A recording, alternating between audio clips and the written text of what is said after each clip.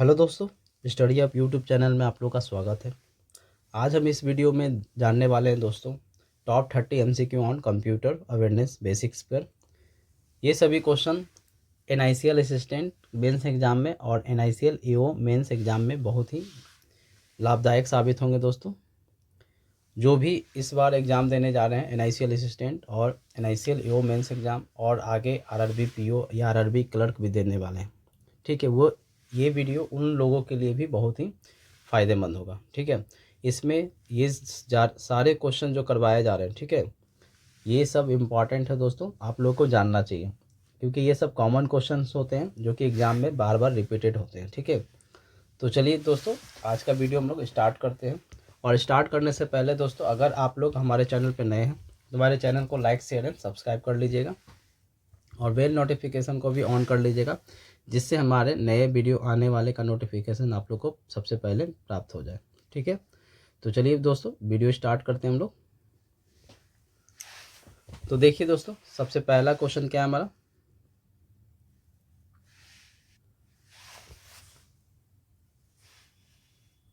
सबसे पहला क्वेश्चन है दोस्तों, the process of checking all the peripheral units by the operating system during the time of booting is known as.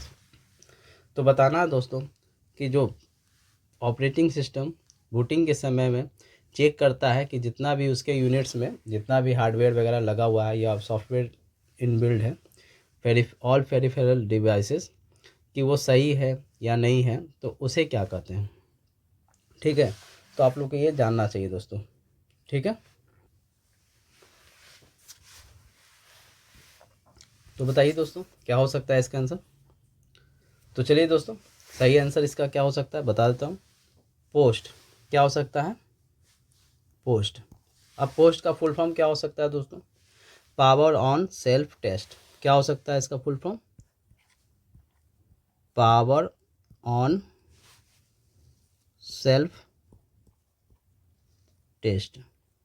ठीक है, ये क्या करता है दोस्तों कि बूटिंग के टाइम पर जब कंप्यूटर स्टार्ट होता है तो उस समय वो सारे चीज़ों को चेक करता है, जितना भी पेरिफेरल डिवाइसेस लगा हुआ है, ऑल हार्डवेयर जो कि पूरा वर्किंग प्रॉपर्ली है या नहीं, starting the reminder of the boot process. ठीक है, तो याद रखना है कि पोस्ट का फुल फॉर्म भी पूछ सकता है दोस्तों, पावर ऑन सेल्फ टेस्ट।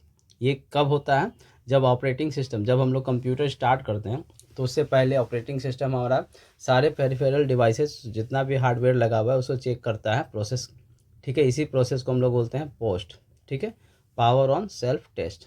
ठीक है, चलिए नेक्स्ट क्वेश्चन देखते हैं दोस्तों।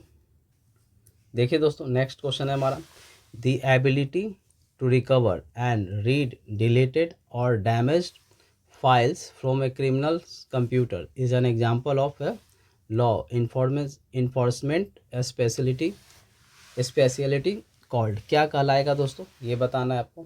तो देखिए क्वेश्चन कह क्या रहा है, क्वेश्चन आपसे पूछ रहा है कि जो एबिलिटी होता है रिकवर और रीड करने का डिलीटेड और डैमेज फाइल्स को, जो क्रिमिनल्स कंप्यूटर से, जैसे कोई क्रिमिनल है कोई काम गलत किया है, अब उसके कंप्यूटर से रिकवरी करना होता है कोई भी डिलीटेड या डैमेज मैसेज को।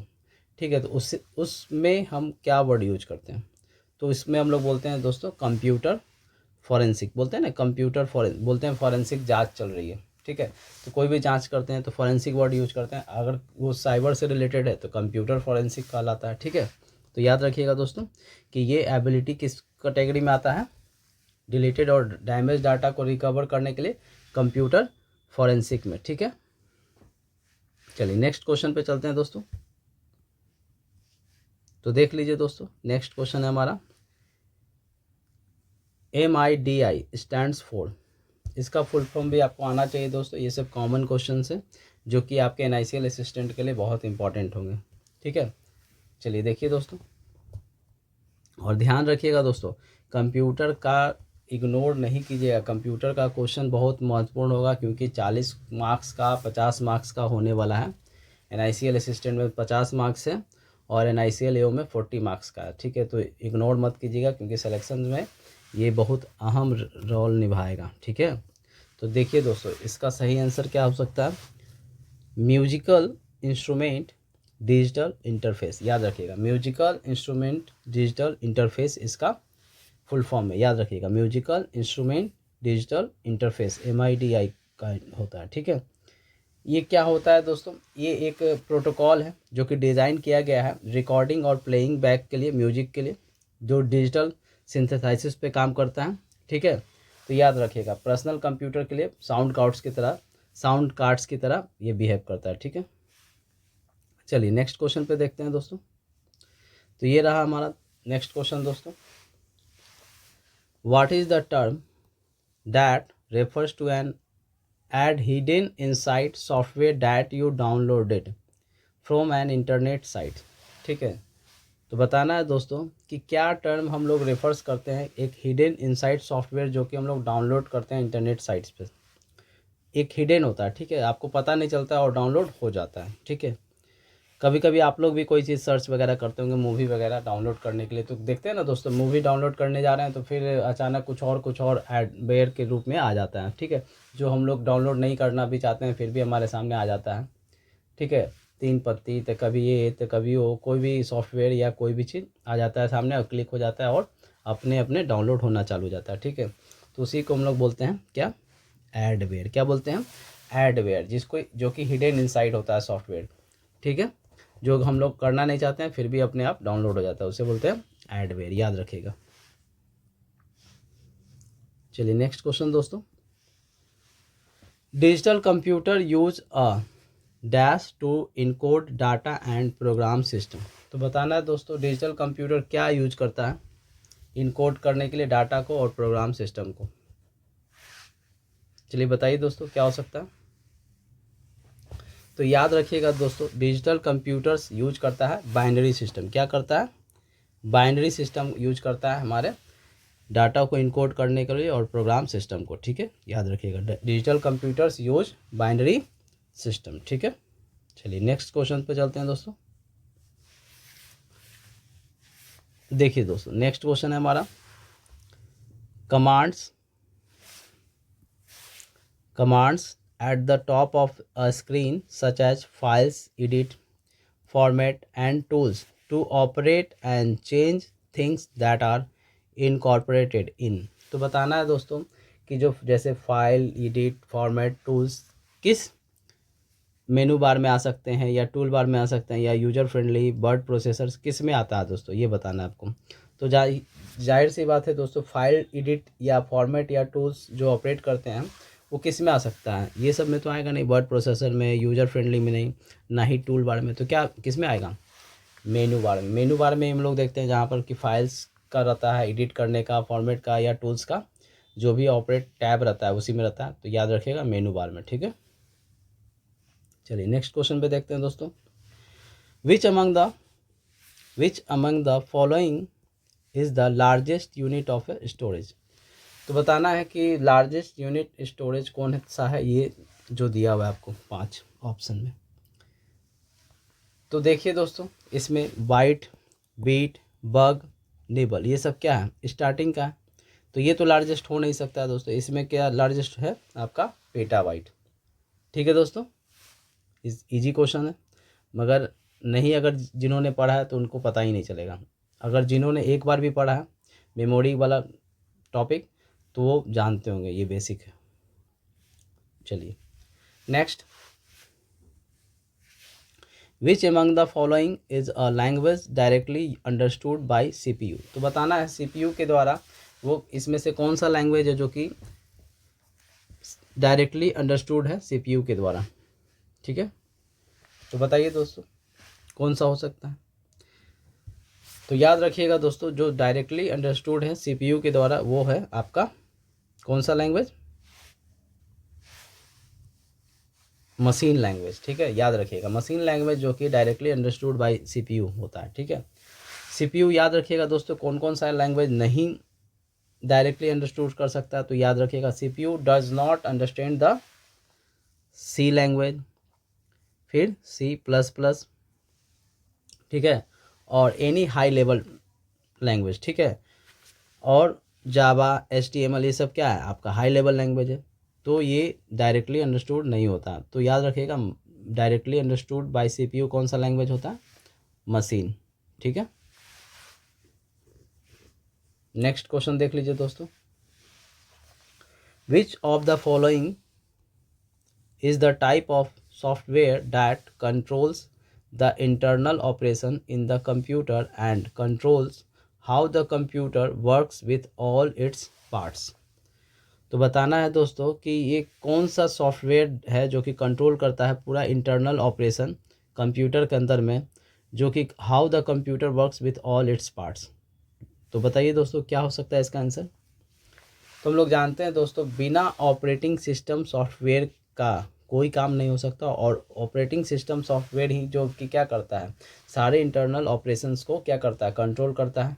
ठीक है, और ये एक तरह से क्या है, सॉफ्टवेयर भी है जो कि पूरे हार्डवेयर और सॉफ्टवेयर का लिंक करता है, यूजर इंटरफेस बिटवीन कंप्यूटर और पर्सन का भी है, और ऑपरेटिंग सिस्टम के कारण ही हम लोग क्या कर सकते हैं, कंप्यूटर रन कर सकते हैं। ठीक है, तो याद रखिएगा ऑपरेटिंग सिस्टम सॉफ्टवेयर जो है कि क्या करता है, कंट्रोल्स करता है पूरे इंटरनल ऑपरेशंस को इन द कंप्यूटर।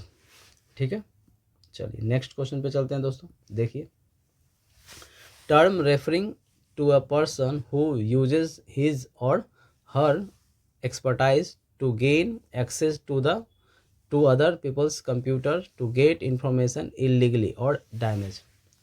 तो बताइए दोस्तों कि कोई एक ऐसा टर्म है जो कि इलीगली और डैमेज तरीके से किसी और पर्सन के कंप्यूटर के इंफॉर्मेशन को गेट करता है। ठीक है, मतलब इलीगली रूप से, बिना आपकी जानकारी से आपके कंप्यूटर का इंफॉर्मेशन अगर वो प्राप्त करना चाहता है, तो वैसे के लिए क्या टर्म यूज किया जाता है? तो ये तो बहुत ईजी सवाल है दोस्तों, सभी को पता होगा कि क्या कहते हैं उसे, हैकर। क्या कहते हैं?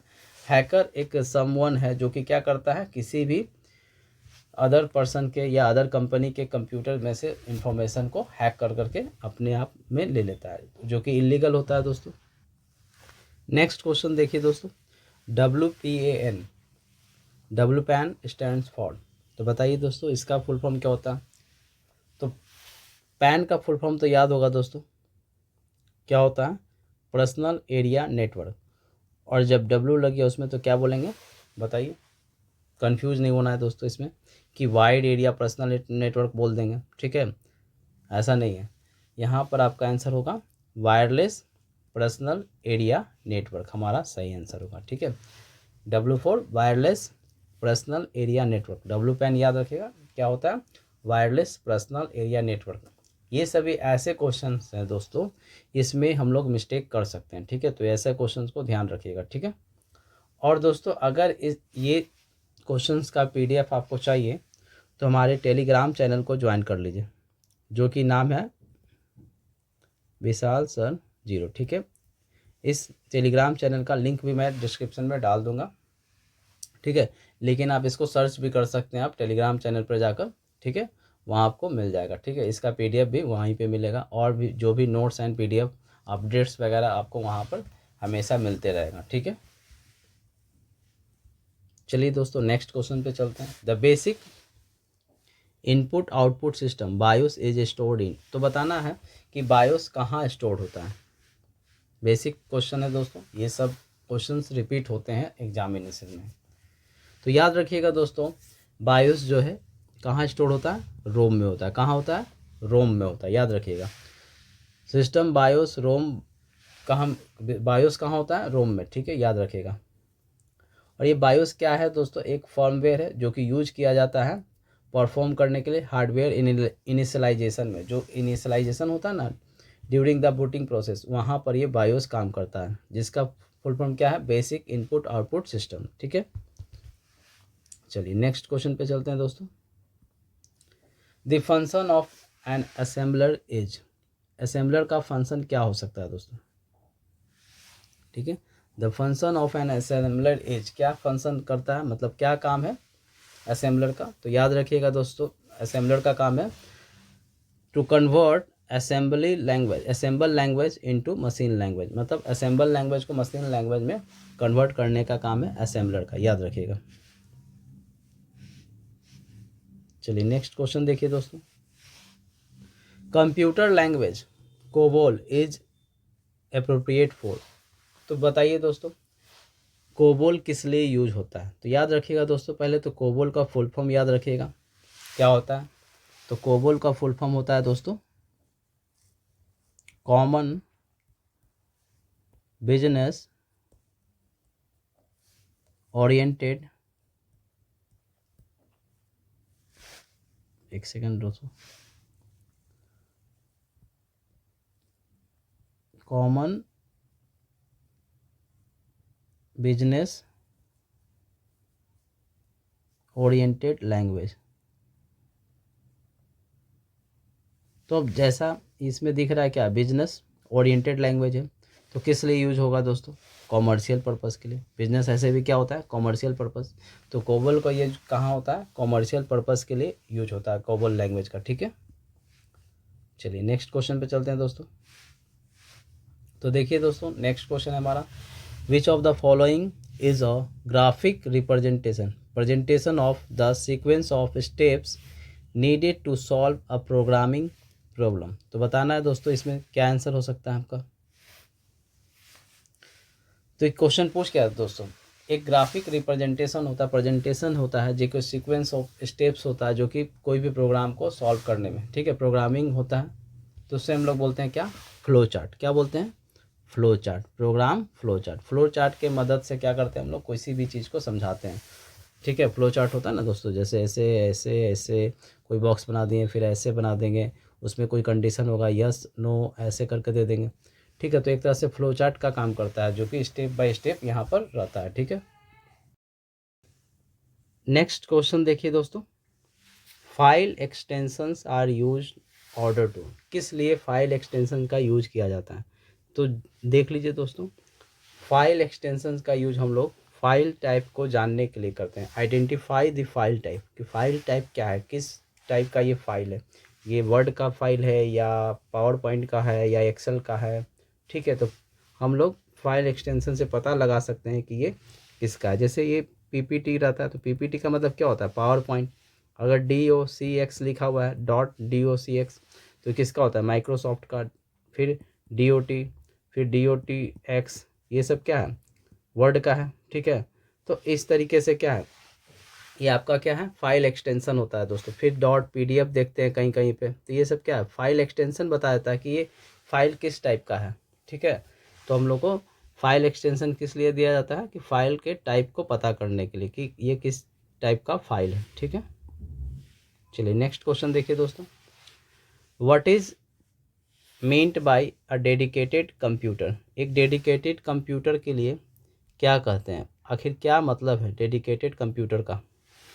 तो देखिए दोस्तों, डेडिकेटेड कंप्यूटर किसे कहेंगे, जो कि असाइन किया जाता है वन एंड ओनली टास्क, ठीक है। डेडिकेटेड है किसी भी चीज़ के लिए, जैसे हम लोग भी हैं एस्पायरेंट्स के रूप में है, तो हम लोग किस चीज़ के लिए डेडिकेटेड है, या बैंकिंग एस्पायरेंट है तो सिर्फ बैंक का तैयारी करते हैं, या रेलवे का है तो रेलवे के लिए, या यूपीएससी कर रहे हैं तो सिर्फ यूपीएससी के लिए हैं, या एसएससी कर रहे हैं या एसएससी के लिए। तो डेडिकेटेड स्टडी बहुत काम आता है दोस्तों। किसी एक चीज़ को फॉलो करते हैं तो जल्दी प्राप्त हो जाता है, अगर 10 नाव पे रखेंगे, 2 नाव पे पावर रखेंगे तो नहीं ना होगा दोस्तों। तो वही बोल रहा है कि डेडिकेटेड कंप्यूटर किसे कहेंगे। तो डेडिकेटेड का मतलब होता है one and only one task, जो कि ऑप्शन बी में लिखा हुआ है, which is assigned one and only one task. तो याद रखिएगा, डेडिकेटेड कंप्यूटर क्या होता है, one and only one task के लिए बनाया जाता है, कि डेडिकेटेड है बस वो उसी के लिए डेडिकेटेड है, किसी और चीज़ के लिए नहीं। तो डेडिकेटेड वर्ड याद रखिएगा, ओनली वन टास्क के लिए। चलिए नेक्स्ट क्वेश्चन देखते हैं दोस्तों। तो देखिए नेक्स्ट क्वेश्चन हमारा क्या है, dash has the shortest access time. तो बताना है इसमें से किसका सबसे शॉर्टेस्ट टाइम है, जो कि बहुत ही जल्दी एक्सेस कर पाता है। तो याद रखिएगा दोस्तों, सबसे शॉर्टेस्ट टाइम क्या है इसमें से, कैश मेमोरी का। कैश मेमोरी क्या है, सबसे शॉर्टेस्ट टाइम लगता है इसको एक्सेस करने में, ठीक है। कैश मेमोरी को हम लोग CPU मेमोरी भी कहते हैं। क्या कहते हैं, CPU मेमोरी। आपसे पूछा जा सकता है कि CPU मेमोरी किसे कहते हैं, तो क्या किसको कहेंगे, कैश मेमोरी को CPU मेमोरी भी कहते हैं, ठीक है।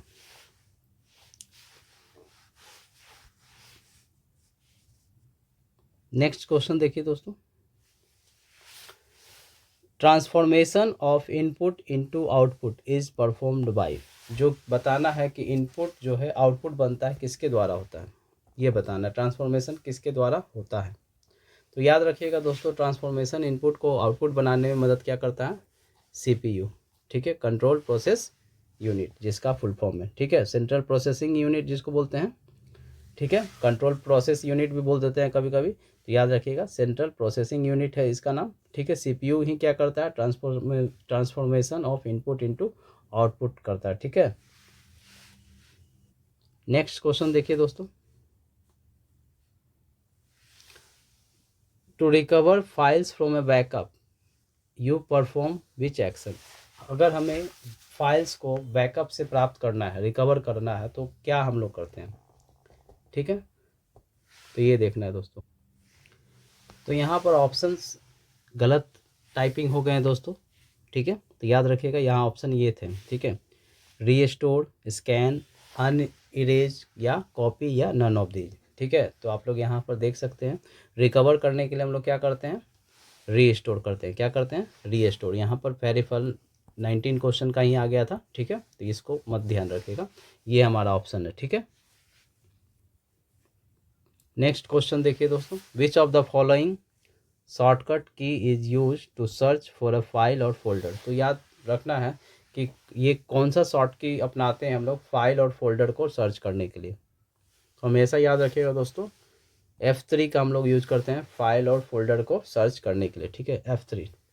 और शॉर्टकट की का ऑलरेडी हमारे चैनल पर वीडियो अपलोड हो चुका है दोस्तों, जिन्होंने नहीं देखा है वहाँ पर जाकर देख लीजिए, फुल शॉर्टकट की मैंने वहाँ पर करवा रखा हूँ, ठीक है।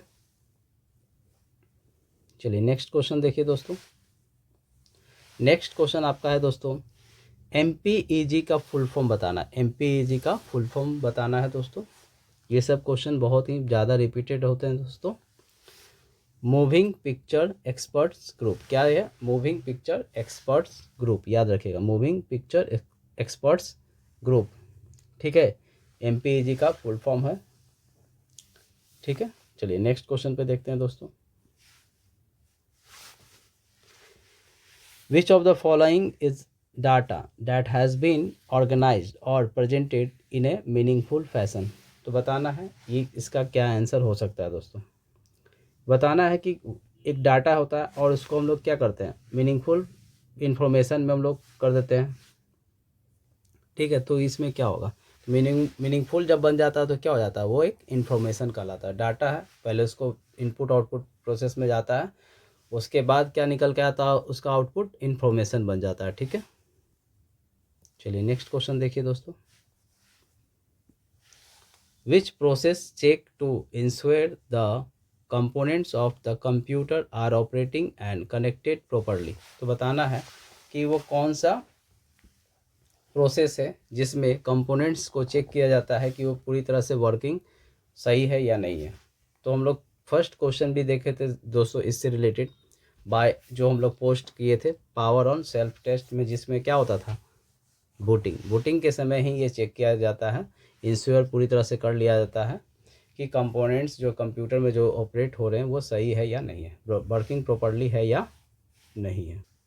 नेक्स्ट क्वेश्चन देखिए दोस्तों, Alt+F4, ये बहुत बार पूछा जाता है दोस्तों, Alt+F4 किस लिए यूज किया जाता है, Alt+F4 शॉर्ट की किस लिए यूज कहते हैं। और ये सभी को नॉर्मल चीज़ें दोस्तों जानना ज़रूरी है, मालूम होना चाहिए आप लोगों को। Close the currently active program के लिए हम लोग यूज करते हैं क्या, इसको बोलते हैं विंडो को क्लोज करना भी दोस्तों, ठीक है। विंडो क्लोज करने के लिए भी हम लोग यूज करते हैं क्या, Alt+F4, याद रखिएगा। नेक्स्ट क्वेश्चन देखिए दोस्तों, what is that computer program called which translate one program instruction at a time into machine language. तो बताना है कि प्रोग्राम इंस्ट्रक्शन को जो एट ए टाइम कन्वर्ट कर देता है मशीन लैंग्वेज में, तो उसे क्या कहते हैं। तो याद रखिएगा दोस्तों, जो मशीन लैंग्वेज में इंस्ट्रक्शन को कन्वर्ट कर देता है उसे हम लोग करते हैं इंटरप्रेटर, क्या कहते हैं, इंटरप्रेटर, याद रखिएगा। चलिए नेक्स्ट क्वेश्चन देखिए दोस्तों, in a second generation which type of memory was use to store data. तो सेकेंड जनरेशन में किस टाइप का मेमोरी यूज किया जाता था, ठीक है, तो ये बताना है दोस्तों। तो याद रखिएगा क्या यूज किया जाता था, मैग्नेटिक कोर। याद रखिएगा मैग्नेटिक कोर को हम लोग यूज करते थे प्राइमरी और सेकेंडरी मेमोरी में। आपका magnetic tape and magnetic disk use किया जाता है सेकेंडरी स्टोरेज डिवाइस के रूप में। कब? तो सेकेंड जनरेशन में, याद रखिएगा। चलिए नेक्स्ट क्वेश्चन देखिए दोस्तों। Which among the following is an important circuitry in a computer system that directs the operation of the processor. तो बताना है कि वो कौन सा इंपॉर्टेंट सर्किटरी है जो कि कंप्यूटर सिस्टम में डायरेक्ट करता है operation of the processor, processor को ऑपरेशन को डायरेक्ट करता है। तो ये बताना है दोस्तों।